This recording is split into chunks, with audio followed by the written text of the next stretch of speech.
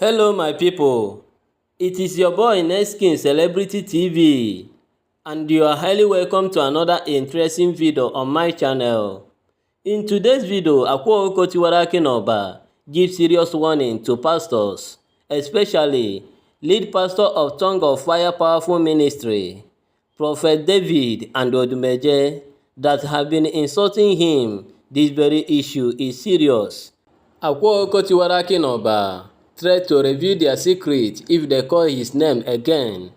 I will reveal to you what really happened in this video so that you will know particular pastor Akwa Okuko Tiwara Aki is talking to, and get ready to hear from the horse's mouth in the Igbo language because I have the full details.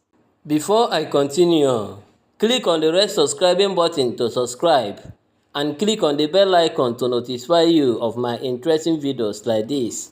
And also give this video a thumbs up. Thank you. God bless you. There are two pastors that are using the name of traditional native doctor Akwa Okuko Tiwara Aki to get more followers. Can I say this? Prophet David and lead pastor of Peace Tongue of Fire Power Ministry is not in good side with Akwa Okuko Tiwara Aki after Akwa Okuko Tiwara Aki said that he is the native doctor that gives pastors power to perform miracle. There is something that Akwa Okuko Tiwara Aki said in this video that I love so much. He said that he do not have anything against Christianity, or he is not an enemy to Christian or the church. And Akwa Okuko Tiwara Aki have favored many churches in Nigeria. There is something that I want you to learn from this video. Akwa Okuko Tiwara Aki said, pastors, get ready for war. Do not let these two pastors cause war between pastors and traditional native doctors, because when this war will start, people will know that pastors are doing 419.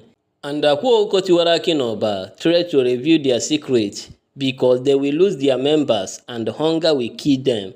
Pastor, do not make Akwa Okuko Tiwara Aki to reveal your secret. There is something that I want you to know in this video or learn. Evil dey happen for this world. Devil dey wear suit for Nigeria. Akwa Okuko Tiwara Aki said, all this charm that pastors are using to perform miracle or to get more members is prepared by him. After preparing charm for them, they will brainwash you, telling you that it's God that is talking to him direct. Akwa Okuko Tiwara Aki tell all pastors to mind their business, to mind their 419, because church is a business center. In no distant time, Igbo language of this video will take over. Akwa Okuko Tiwara Aki said, all this oil that pastors are using are fake. Don't you know that it's money that you give to them is what they use to eat? Are you a goat?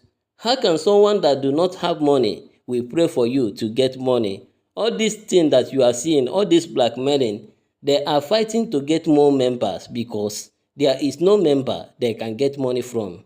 That is why some pastors want to use the name of traditional native doctor Akwa Okuko Tiwara Aki to get more members, because they think that Akwa Okuko Tiwara Aki have collected their members. No, it's because he is telling them the truth. How can someone that is in need of money will come to your house and you are praying for him? The person may come to your house because he do not have money to eat, and you are praying for him when you know that his problem is money that you have. What the person need that time is money, is not your prayer. That is why Akwa Okuko Tiwara Aki is popular today, because he know how to settle someone's issue immediately. Akwa Okuko Tiwara Aki said, pastors, stop giving people's children olive oil. You are doubling their problem, because after the olive oil, it will get worse, because olive oil is not prayer. In no distant time, you will hear from the horse's mouth in Igbo language. Akwa Okuko Tiwara Aki revealed another hidden secret about pastors. He said that there is no solution in these churches, because if there is solution, your members will not leave you and follow a native doctor, Akwa Okuko Tiwara Aki, SKD, Senior King of Devil. Akwa Okuko Tiwara Aki is saying, pastors, must you use his name to preach or to entertain your members? Pastors, be careful. These two pastors, be careful, do not start a battle that you cannot finish. Because this battle will be physical and spiritual battle. When a prophet David used his picture to condemn him, that simply means war against tradition. Some people tell Akwa Okuko Tiwara Aki to leave all these things, but Akwa Okuko Tiwara Aki is not happy when he sees these pastors using his picture or video to condemn him. It means insult to his personality. When he leaves them, it will look like what they are saying is truth.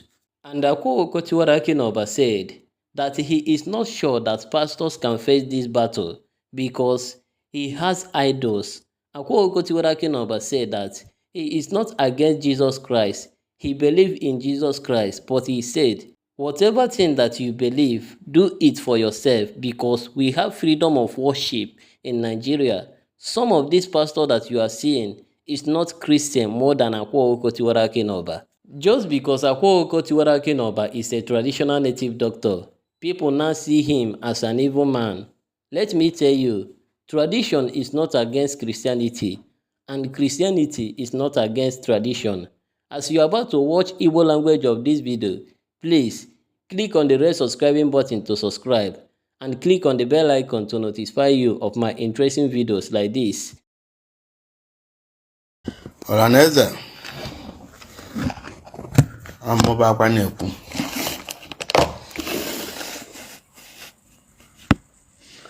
o nwere ibe nju wee bịa tata bụ na ekene karịa nku aka ọ bụrụ mkparị. Ibe m bịara tata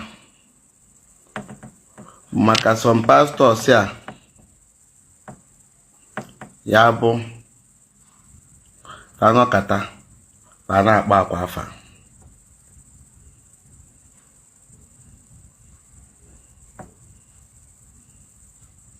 Some pastors afụnụ bido sin enwere followers, so abịafa na-akpa akwa afa ka fa wee nwee followers. Abalị Facebook o nwere ife mfụ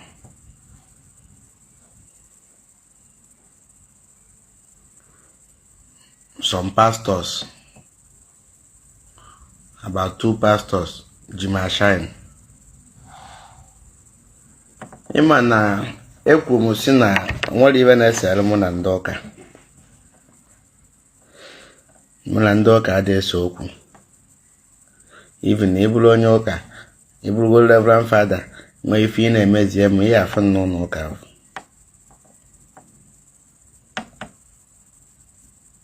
Ịbụrụ ụkọchukwu zie m ihe afọ n'ime ụlọ ụka.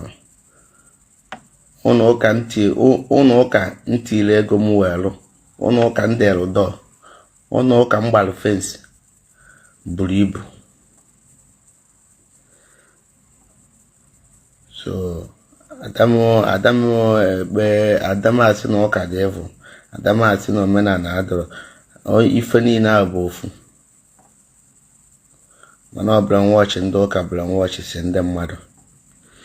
Na ibe nji wee bịa taa, ndị pastọ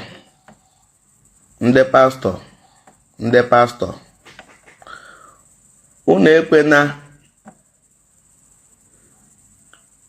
ka mụ na unu gbaba wọ. Mgbe ahụ ọ bụrụ maka mmadụ na-abụ ma mmadụ ịtọ ka ọ sụrụ wọ unu na-akwa. Maka na ebido gbaba wọ ahụ na-achọ mgbe ndị mmadụ ama na unu na-egwu wayo. Egwu gbabawa wọ ahụ na-achọ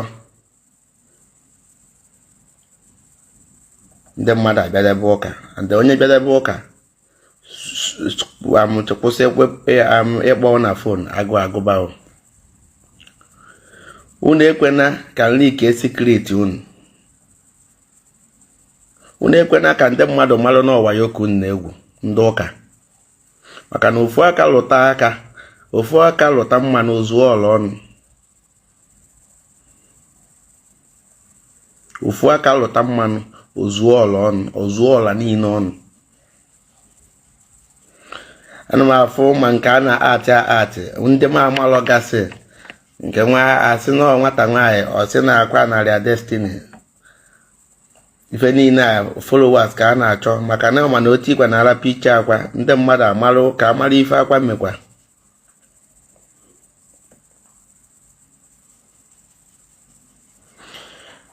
Ndị pastọ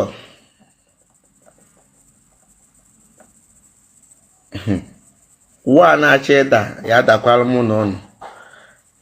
I believe na onye nụ bọọgụ egbuo ya n'iru anya na onye ahụ bụ odogwu, mana amakwa m na o nwere pastọ nọ n'ụwa ya egbu nwa akwa, maka na egbu atọ na fim agwụ, egbu ogu bụ onye Emmanuel bụ ozuka ebu, maka na awele n'inu nje eme magamaga bụ akwa na agwa ya, fere inu nje eti mkpu bụ akwa na agwa ya, so na ọ kwụrụ ada akarị onye kụọ ya. Ịpụta na-asa ndị mmadụ isi na-agwa ndị mmadụ na Chukwu na-ezighị ozi direct, onye ka ebu Chukwu ji ezighị ozi ifunugo Chukwu na-asasị ndị mmadụ isi. Ịpụta ijeje atị ofufe,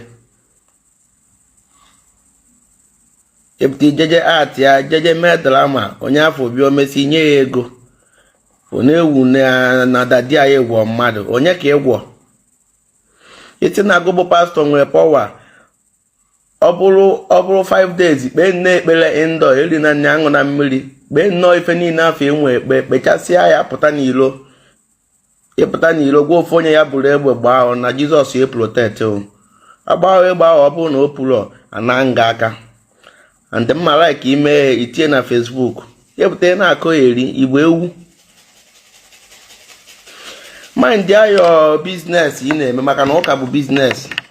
Mind ayo wayo ị na-egwu, ọlụ onye igwutere na alụti na akpa ya bụ pastọ enwesilo ebe 20 million na akaụntụ, ọ na-ekpelu ekpere ka ị nwee ego, ka ị rụọ ụlọ, ka ị gbaa moto, ibu nnukwu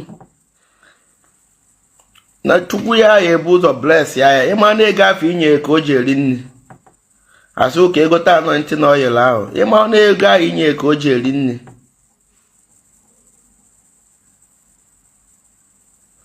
Ọ sị ka o kpelu ekpere ife niile abụ ọgụ ka a na-anụ maka na members adọzi n'ụlọ ụka, ọgụ ka a na-anụ ka ama na ya anụta ọgụ na-efe ilu na akwa akpọkọrọsigo members. Ọ maka na na-agwafe eziokwu. Mgbe mmadụ nwere mkpa ego ijejeje kpeberi ekpere, ọ bụrụ ekpere ka ihe ekperie, onye mma na ọbịa bewu na onwesiro 10,000 na akaụntụ and no frustration na o ji abịa bewu na onwezi ife ọmụọ ya eme na ọzụkata afịa gbarie maọbụ na waya ogwu ya maọbụ na ọ gbasịbọ ya ọ ga-esetụrụ ya maọbụ na ọ gbagide mbọ o nwere ife ọ gbata. Ọ bụ na ife ya na ofufe sizi ife ọ na-eme na ọ da aga ọ bụrụ ekpere wu ka ọ n'idi ọnya ka akwa ji wee bụrụ amụotu worldwide.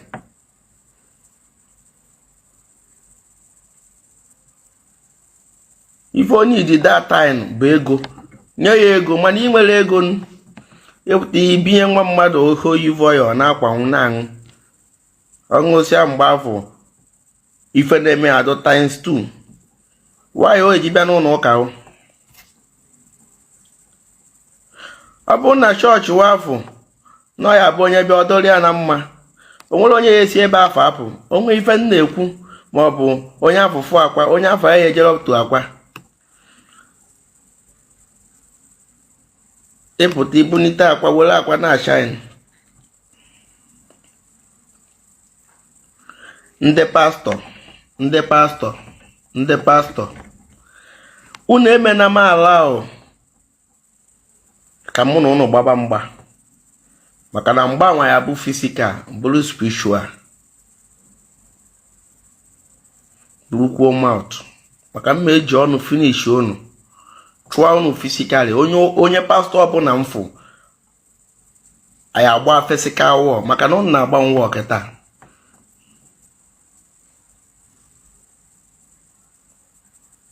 unu na-agbanwe ọkịta maka mgbe pastọ ji welu pichọ m tinye na Facebook na-akọ nonsense. Mana adami alike ikwu enete, adami alike ikwu ife maka na nkwu ya bụ ife owebe m iwe. Mmadụ na-asị m onwe ife mfọ m kọpụ ntị.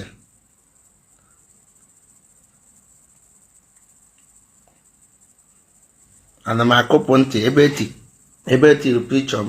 Ịgbazie nkịta ọ dịka ife na-ekwu eziokwu. Wa adokwa nchọ na ọ na-agba nkwa ya. Akpa nwekwa nsi. Na Jizọs na-agba ọgụ abụkwa onye bụ ụzọ chọọ ọgụ.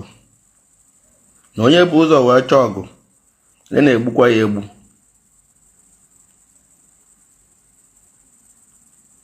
Asịkwa na Jizọs anọrọ. Na Jizọs nọrọ gụ nwa like Jizọs gụ na ya nọrụrụ onwe unu. Ịka m eje ụka, ịka m bụrụ onye ụka.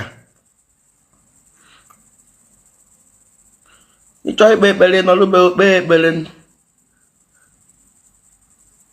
Na-ekwu Chukwu ifunugo Chukwu anya, na-ekwu alụsị ifunugo alụsị anya. Ị ma na Chukwu bụ alụsị ka ị ma na alụsị bụ Chukwu. Ị nọrọ na-aṅụ ọgwụ n'isi na-awụ onye ọzọ, ị na-akọ eri.